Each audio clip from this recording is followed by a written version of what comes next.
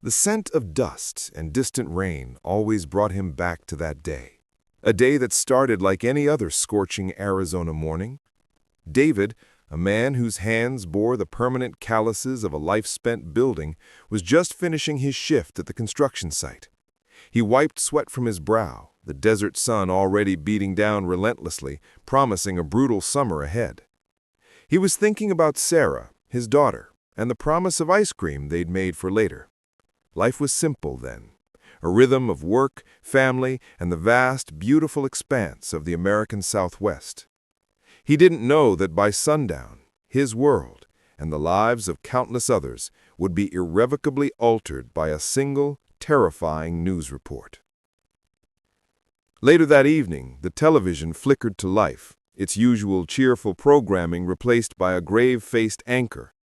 David sat on his worn recliner, Sarah curled up beside him, half asleep. The words that followed hit him like a physical blow. Breaking news, a catastrophic failure at the Glen Canyon Dam. He stared, uncomprehending, as images of churning water and collapsing concrete filled the screen. His mind raced, calculating distances, remembering the sheer immensity of the dam, a monument to human ingenuity holding back the Colorado River, forming the majestic Lake Powell. But the real horror wasn't just the structure itself, it was the realization of what lay downstream. Phoenix, his home, hundreds of miles away, yet intrinsically linked by the very river the dam controlled. He thought of the communities, the farms, the entire ecosystems that relied on that water. The Glen Canyon Dam wasn't just a power source, it was the lifeblood of millions in the arid Southwest. And now, it was gone. The subsequent days blurred into a nightmarish montage. The initial shock gave way to a desperate scramble. News reports, once focused on the immediate disaster, began to paint a terrifying picture of the ripple effect. The Colorado River, once meticulously managed, became a raging, untamed beast. David remembered the experts always talking about the big one, a scenario so catastrophic it was almost unthinkable. Yet here it was, unfolding before their eyes. The immediate impact was localized devastation. Communities along the riverbanks were simply wiped off the map. Homes, businesses, entire livelihoods vanished under a torrent of water. But the long-term consequences, those were what truly haunted David. The loss of Lake Powell meant the loss of a vital water reservoir for millions across Arizona, Nevada, and California. The delicate balance of water allocation, a constant point of contention among the western states, was shattered. Agriculture, a cornerstone of the regional economy, faced an existential threat. The once green valleys, sustained by irrigation from the Colorado River, began to wither. David saw it firsthand. His construction work, once abundant, dried up as projects were halted, resources diverted to emergency efforts. The economic fallout was swift and brutal. People lost their jobs, their savings, their sense of security. The vibrant, growing cities of the Southwest, once symbols of American prosperity, now grappled with an unprecedented crisis. Food prices soared as agricultural output plummeted. The power grid, heavily reliant on hydroelectric power from the now destroyed dam, struggled to cope, leading to rolling blackouts that plunged entire neighborhoods into darkness, further exacerbating the sense of unease. The government's response was swift but overwhelmed. Emergency relief efforts struggled to reach isolated communities. The sheer scale of the disaster dwarfed any previous natural catastrophe.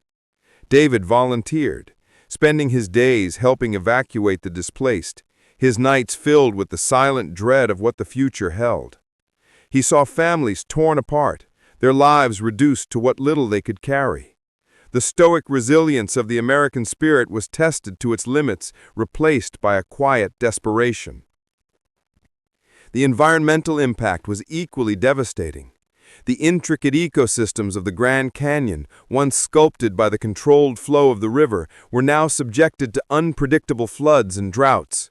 Endangered species faced extinction as their habitats were destroyed. The very landscape of the Southwest began to transform, reverting to a more arid, unforgiving state, a stark reminder of humanity's fragile control over nature. Years passed, but the scars remained. The ghost of Lake Powell, a vast, empty basin, stood as a stark monument to the disaster. The communities that had once thrived along its shores were now desolate, their stories whispered among the tumbleweeds. David, like many others, found a new rhythm to life, one dictated by water conservation, by the ever-present threat of drought, by a deep-seated understanding of vulnerability. The promises of a bustling, prosperous future for the Southwest had been rewritten by the unforgiving hand of fate. He still looked at the desert sky, but now the scent of dust no longer brought comfort. It brought a chilling reminder of the day the Glen Canyon Dam broke, and with it, the heart of a region. The immediate aftermath was chaos, a maelstrom of desperate attempts to mitigate the unmitigated. Engineers, hydrologists, and emergency responders from across the nation converged on the devastated region, their faces grim, their tasks seemingly insurmountable. David, initially driven by a raw desire to help, found himself drawn into the deeper complexities of the disaster. He saw the sheer logistical nightmare of managing millions of displaced persons, the monumental challenge of rerouting what remained of the Colorado River, and the bitter political wrangling that inevitably followed such a catastrophe. Every decision was fraught with consequences, every solution partial at best. One of the most profound and unexpected consequences was the water wars, not of the violent, apocalyptic variety often depicted in fiction, but a quieter, more insidious conflict. The existing legal frameworks for water rights in the western states, already a contentious and complex tapestry woven over a century, utterly collapsed. States that had long relied on their guaranteed share of the Colorado River found their allocations non-existent. Farmers in California, facing ruin, pitted themselves against urban centers in Arizona, both clamoring for a dwindling resource. The federal government, once seen as the ultimate arbiter, found itself paralyzed, unable to satisfy competing demands when the fundamental resource was simply no longer available in the same quantities. Lawsuits proliferated, interstate compacts unraveled, and long-standing agreements dissolved into acrimony. David, through his volunteer work and his knack for problem-solving, became an unlikely observer and at times a participant in these struggles. He saw communities, once neighbors, turn suspicious and hostile over access to a communal well or a dwindling reservoir. He witnessed families leaving ancestral lands not because of the floods, but because the land itself could no longer sustain them without water. The economic engine of the Southwest, once fueled by cheap water and endless sunshine, sputtered and died in many places. The loss of hydroelectric power from Glen Canyon Dam also sent shockwaves through the energy market. With a significant portion of the region's clean energy supply gone, states scrambled to find alternatives. This often meant a return to older, carbon-intensive power sources, ironically contributing to the very climate change that many scientists argued exacerbated the conditions leading to the dam's failure in the first place. The air quality in once pristine desert towns deteriorated. A new layer of environmental concern piled onto the existing devastation. Psychologically, the impact was equally profound. The dam, a symbol of human triumph over nature, of engineering prowess and sustained growth, had failed spectacularly. It shattered a collective sense of security, planting a deep-seated fear of reliance on large-scale infrastructure.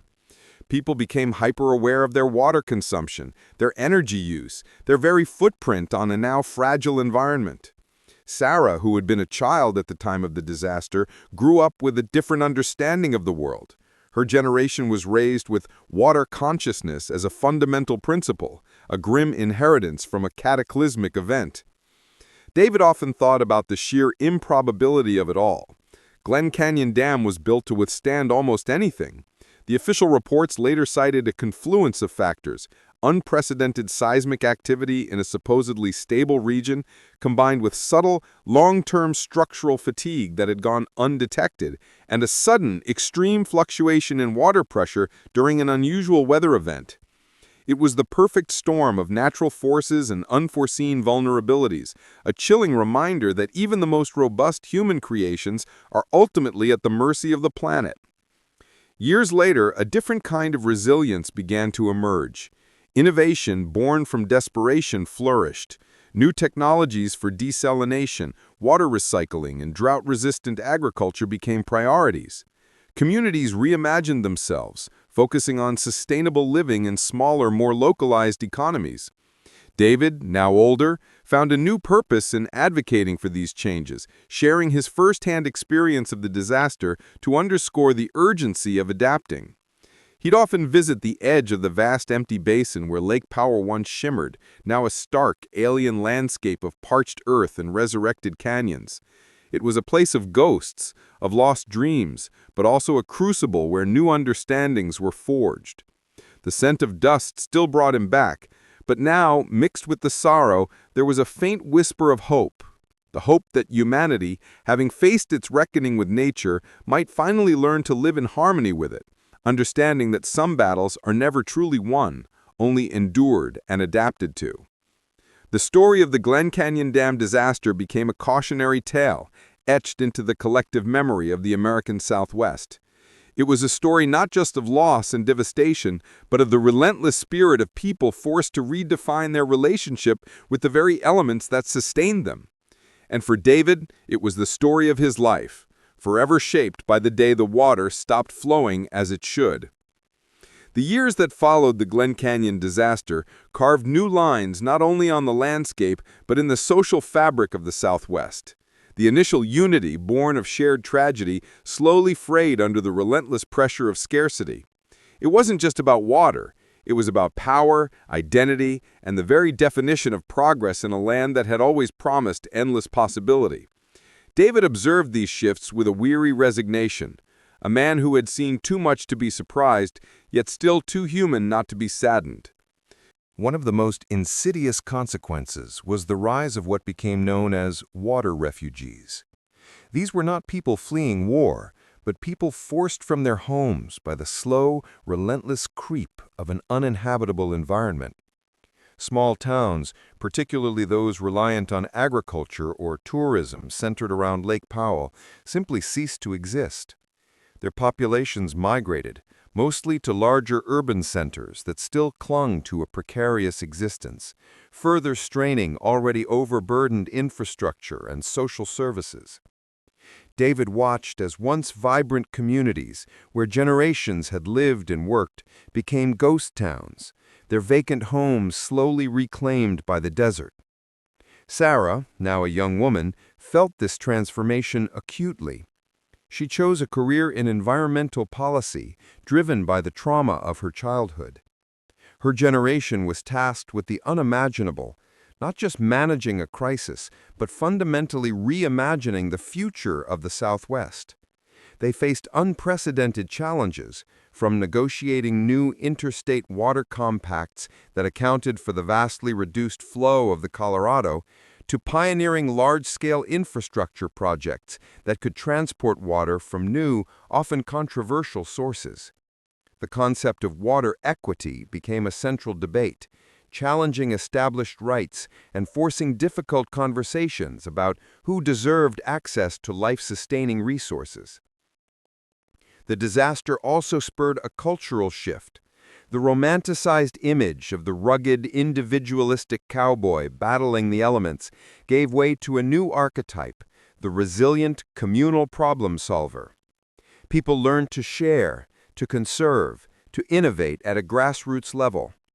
Rainwater harvesting, graywater recycling, and xeriscaping became commonplace, not just for environmentalists, but for every household struggling to stretch its water budget. Schools incorporated water education into their curricula, teaching children about the preciousness of every drop. However, the shadow of the disaster persisted. Conspiracy theories, born from fear and a need for answers, circulated widely. Some claimed the dam's failure was an act of sabotage, others a government cover-up, and still others saw it as divine retribution. These narratives, though baseless, fueled division and distrust, making the already complex task of recovery even harder. David often found himself trying to debunk these myths, explaining the scientific and engineering realities, but reason often struggled against the powerful undertow of emotion. The environmental impact continued to unfold in unexpected ways. With the removal of Lake Powell, the mighty Colorado River began to carve new paths, eroding the ancient canyon walls in some places, depositing silt in others. The once submerged geological wonders of Glen Canyon began to re-emerge, offering a bittersweet glimpse of a landscape that had been lost for decades. Scientists flocked to the area, studying the river's self-healing process, hoping to glean insights into ecological restoration on a grand scale. It was a testament to nature's power to reclaim and reshape, but also a stark reminder of humanity's temporary imprint. Decades passed. David, now an old man, sat on his porch, watching a meticulously xeriscaped garden thrive on minimal water. Sarah, now a respected voice in national water policy, would visit often, bringing her own children, who knew the story of the Glen Canyon Dam as a foundational myth of their world.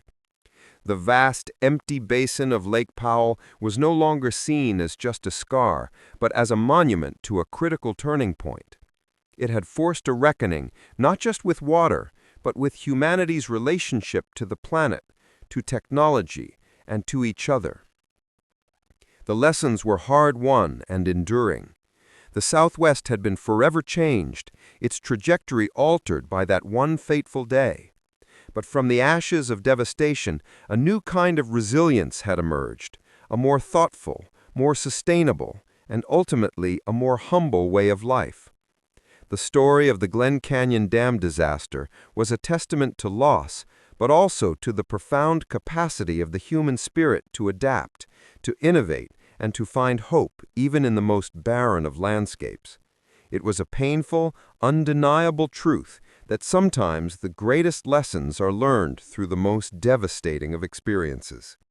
David passed away peacefully in his sleep, decades after the disaster, leaving behind a legacy not of wealth or fame, but of quiet resilience and wisdom. He had seen the world change, had adapted with it, and had instilled in his daughter, Sarah, the profound understanding that while humanity could build magnificent structures, it was ultimately part of, not separate from, the natural world.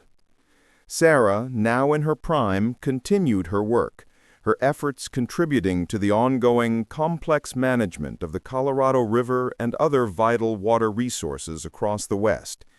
Her children, David's grandchildren, grew up in a world where water conservation was as fundamental as breathing, where desert landscaping was the norm, and where the stories of the old times, before the dam broke, felt like ancient history.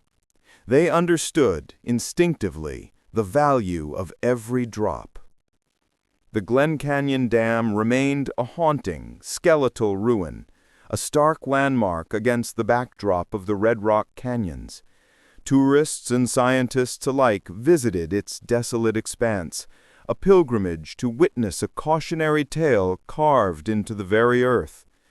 The river, mostly unfettered, continued its ancient journey, reshaping the landscape, reminding everyone of its untamable power. The cities of the Southwest had transformed. They were no longer sprawling symbols of endless growth, but denser, more efficient hubs, powered increasingly by solar and geothermal energy, their water supplies meticulously managed and recycled. Innovation had triumphed over adversity, not by rebuilding what was lost, but by envisioning an entirely new way of coexisting with the desert.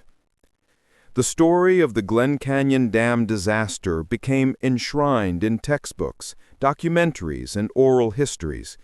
It served as a powerful reminder that progress, when unchecked by foresight and respect for natural systems, can lead to devastating consequences.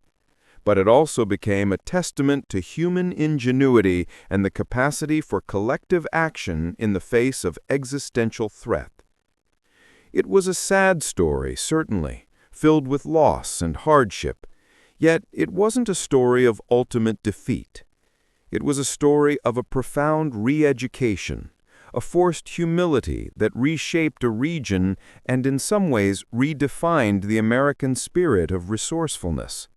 The pain of the past had forged a stronger, more aware future, ensuring that the lessons learned from that terrible day would echo through generations, a quiet, enduring promise whispered on the desert wind.